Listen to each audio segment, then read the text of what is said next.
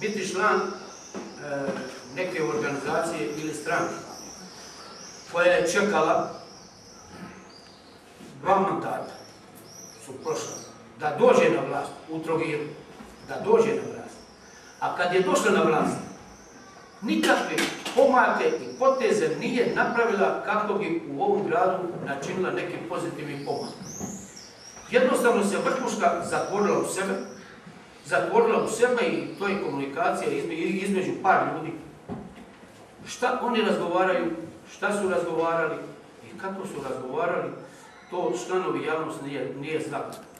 Međutim, kako ja nikad nisam bio krpelj na vimenu, doista nikada, ni na bilo čijem tkivu, tako više nisam mogao jednostavno taj stil rada podnositi. Došao si na vlast, ne poduzimaš ništa, ne radiš ništa, ne treba ti nikakva pomoć, ne trebaju ti nikakve savjeti.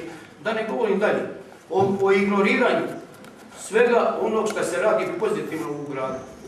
U zadnjih 23 godine ja se sjećam kao privatnik, imali smo jedan jedini sastanak, a to je bilo nažalost na početku rata, kad su se pozvali gospodarstvenici i nama se popisivalo koliko imate zalihe šećera. I to je bila jedina gospodarska tema koja je inicirana iz ove zgrade u 23 godine.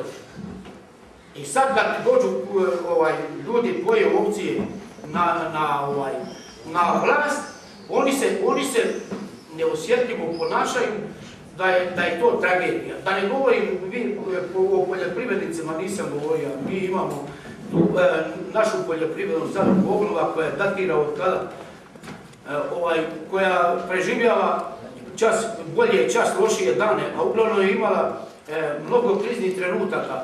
Nije bilo one vlasti koja je pružila ruku podrške, nije bilo one vlasti koja je željela da ta zadruga nastavi dalje sa radom, da pače, mnogi bi bili sretni da je ne, da se dokopaju njenih nekretnina i da ne kažem čega.